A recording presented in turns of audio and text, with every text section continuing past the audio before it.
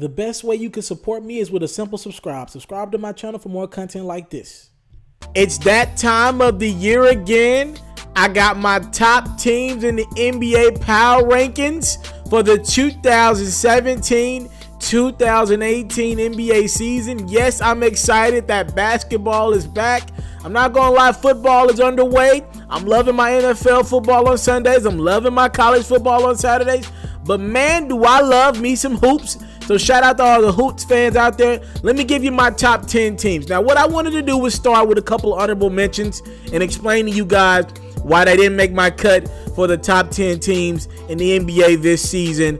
This is how I have them predicted. Of course, injuries are going to play its toll. I'm pretty sure on just about every team in this power ranking and every team that's not in this power ranking.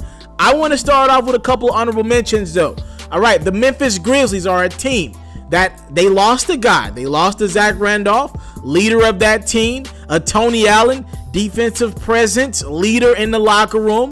I think they're going to struggle to replace those guys from a leadership standpoint. And you don't know what you're getting out of Chandler Parsons. He's a guy that if he delivers last year, maybe the Grizzlies keep that team together and go after a championship one last year this year.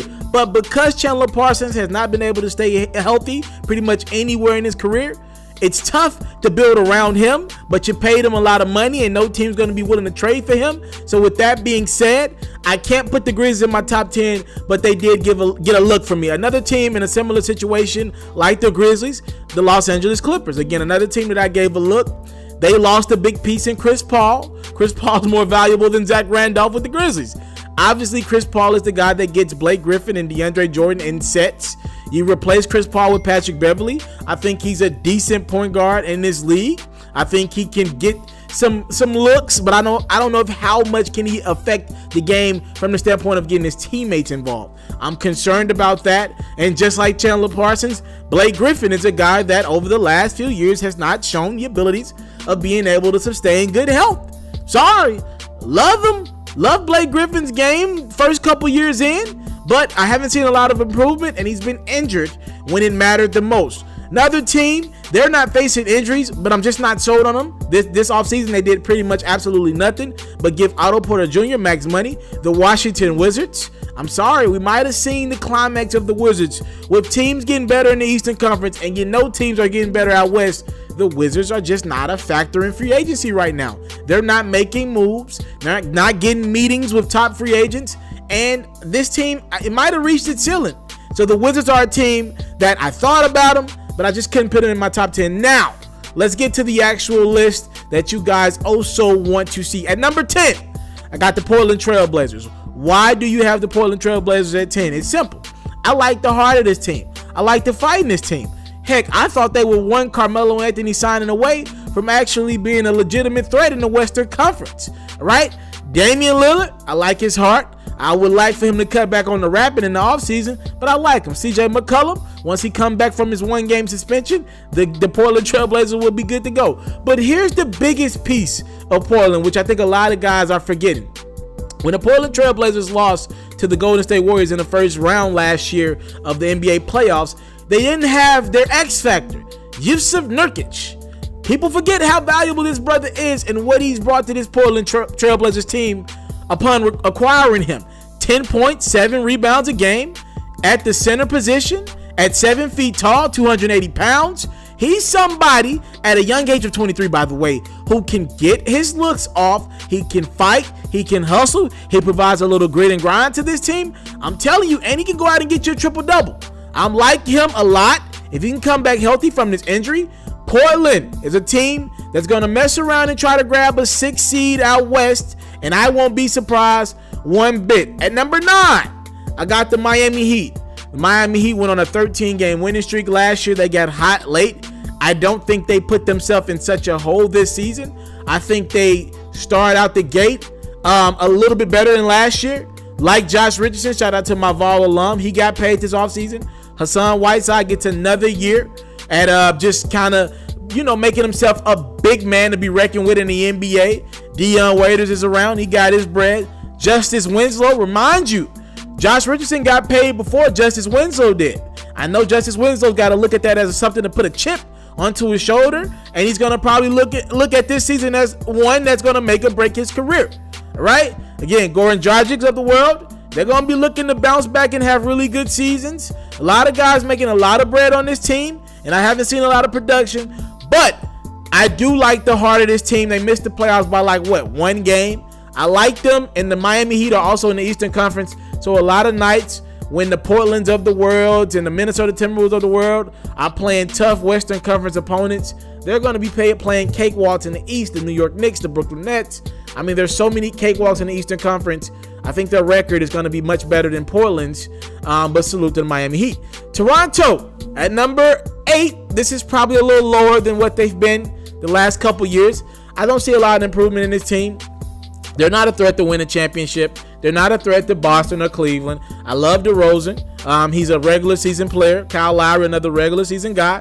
They don't show up when it matters the most. They have no answer for LeBron James. They pretty much accepted defeat to LeBron James. And all they're doing for the next 4 to 5 years is being a formidable opponent to the Cavs, the Celtics, or whoever they play in the second round of the playoffs. That's pretty much what their ceiling is right now. They'll get there. They'll win a lot of regular season games for Toronto. Toronto will love them. They're loyal to their fan base. Other than that, this team not going elsewhere. But again, just like the Miami Heat, a lot of nights the Toronto Raptors are just going to be the beneficiaries of playing in a weak Eastern Conference. And they're going to win a lot of games against a lot of bad teams. The Milwaukee Bucks, just so many teams that we don't know what they're going to be like. The Knicks made a lot of changes. The Nets, again, these teams are going to be winnable games night in, night out. And I think the Raptors will take advantage of it. They've done that pretty much for the last few years. At number 7, I got the Minnesota Timberwolves. They're coming out of the woodworks with this one. Minnesota has been bad for so long. They got these young, talented players in Andrew Wiggins, and of course, Karl Anthony Towns is a guy that the GMs picked to build their franchise around. A lot of talent, but it's time to harness that talent and put it together with Coach Tibbs. This offseason, you brought in a two-way player, one of the best in the NBA, in Jimmy Butler. He's going to be good to go. I like him. I like him pairing him with Wiggins. It puts a chip on Wiggins' shoulder, and now Wiggins knows he has to produce. Or this team could go forward with Jimmy Butler and Karl Anthony Towns and find another superstar. A lot of pressure on Wiggins. I know they're going to offer him the max. As a matter of fact, the max is on the table for Wiggins as we speak. But a lot of pressure on that brother's shoulders. It's time to put up a shut up. You got your player on the perimeter with you. What y'all got? I got these brothers at number 7. I think they're going to be a tough-minded defensive crew. What Tibbs want. You got some scoring with the Jamal Crawford that you can bring in the game late. They went out and got Jeff Teague as point. And I think this team can make some noise in the West. Again, what the Timberwolves are going to have to do is win a lot of close games against really good teams. They're going to have to win some close games this year. They struggled in the past. We'll see what happens with them this year. Number 6, I got the Houston Rockets. Now, let me make this clear. The Houston Rockets could very well end up having the number 2 seed in the Western Conference because they're a regular season team. You added Chris Paul on the offseason. Obviously, they're going to be able to score the basketball. Ryan Anderson's still there. He was in a lot of Carmelo Anthony trade talk. He went nowhere. He can still shoot the 3 ball. You got Eric Gordon off the bench. They're going to be able to light you up. Again, Trevor Ariza can shoot the ball and defend as well still. They're going to light you up a lot of nights. You're not going to have a chance to go against this Houston Rocket team. Might I add you, second in the MVP run, and James Harden is still around, and he got paid this summer. So hopefully he's motivated to go. This team's going to be really good in the regular season. Again, I'll hold them at 6 because I don't know about them as a postseason team. I just don't believe in James Harden. I don't believe in him and Chris Paul can figure this thing out. 6 is right where I want them at. At number 5, San Antonio Spurs. Again, just like the Houston Rockets, they're going to win a lot of regular season games. A lot of games that they're just not going to lose. They don't lose those games against the Charlotte Hornets or the Pelicans of the world. They don't lose those games. They take care of the games that they're supposed to win, and they're able to drop a game against the Warriors, a couple games against the Warriors, or maybe you lose against the Cavs a time or two because they win the games that they're supposed to win. They don't have a lot of mental errors. Of course, with Pop and Kawhi Leonard, whenever he gets back, they're always tough to beat. Tony Parker's in probably one of his last few years, he's going to want to go out with a bang. San Antonio's going to win a lot of regular season games. I got to make sure Kawhi comes back healthy. So for right now, I'll keep them at number 5. Here's a team that probably pushed the San Antonio Spurs down one spot. Listen, the Oklahoma City Thunder have enough talent. When you got an MVP in Russell Westbrook, and it's all about him and kind of how he leads his team. Is he a leader or is he not? Period. You lost one of the best players in the world, maybe the best player in the game right now, Kevin Durant, because he didn't believe in you as a leader of the team. Period. You can shape it up which way y'all want to. That is the facts. Kevin Durant did not want to play basketball with Russell Westbrook. That is the fact. You got Carmelo Anthony and Paul George. Both can do different things on the court. Melo's going to primarily be a scorer. I think Paul George is going to have to be a two-way guy. He can get his own look, but he's also going to need to defend for this team. You signed Roberson to an extension. You still got Adams. Y'all got guys that can defend now, right? Between Paul George and Roberson and Melo picking up the slack offensively and Westbrook, y'all got enough. And this team should be substantially better than what they were last year, which was a first-round exit. And pretty much every night, Russell Westbrook had to find a different way to carry that team with a different triple-double. And that's why he had the most in NBA history of them. Again, Steven Adams can go back into his role as a big that gets baskets every now and then, not somebody that needs to be looked at as a primary scorer. Melo can feel free to play with a team that he doesn't have to score 30 or get 30 looks up a night.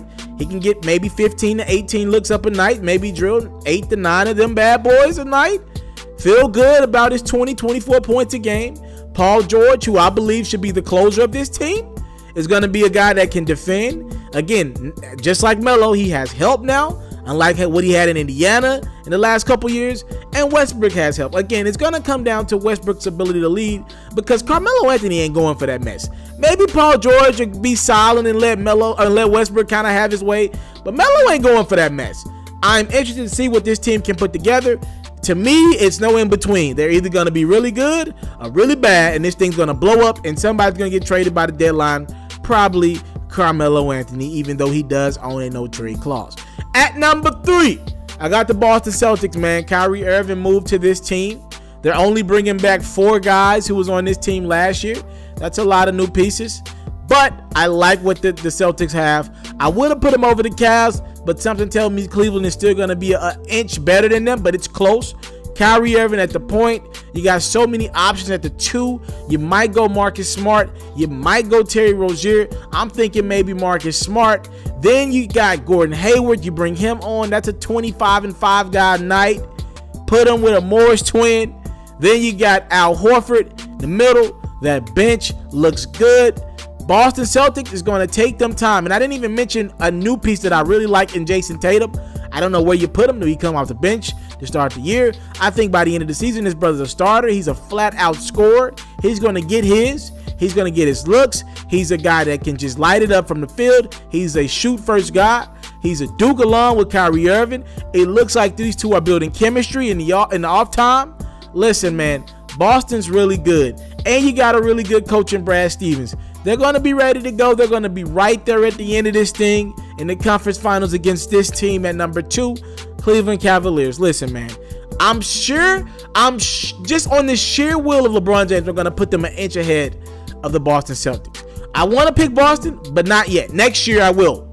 LeBron James is still in town. He's still the best player in the world. Isaiah Thomas should be back in 2018 at some point in January or February. Hopefully you get him back before the deadline. No rush if you get him right after. Dwayne Wade looks good. I don't know how long that's going to be able to last up. Derrick Rose looks good. I don't know how long that's going to be able to last up. But one would assume between the 2 of these guys, one's going to look pretty good. And you can get these guys rest every so often because the Cavs are going to obviously cruise control through the Eastern Conference in the regular season. So you can get these guys breaks. Jae Crowder, very slept-on acquisition. I know a lot of people want to talk about Isaiah Thomas. Listen, Jae Crowder is the starter. He takes a lot of pressure off LeBron James as a defender. Now, if you got to play the Golden State Warriors, who I will be talking about in a second, if you got to play those guys, maybe Crowder can guard a Kevin Durant now. LeBron doesn't have to be the guy that has to guard the team's best player and be looked at as the best offensive player on his team as well. Look, Kevin Love's still around. I believe he now comes the second option. Like, even if Isaiah comes back healthy, I think they run the offense through Braun. I think Kevin Love is the second option. And I think Isaiah and Dwayne Wade fit in somewhere in between at 3 and 4. This team's going to be stacked. They're deeper than they've been in quite some time. Though they may look older when you add a Dwayne Wade, they're actually younger. You got rid of a Richard Jefferson. You got rid of a Kendrick Perkins. You got a little younger. You brought in a Jeff Green, a guy who I still believe can be a guy that can guard multiple positions in the playoffs.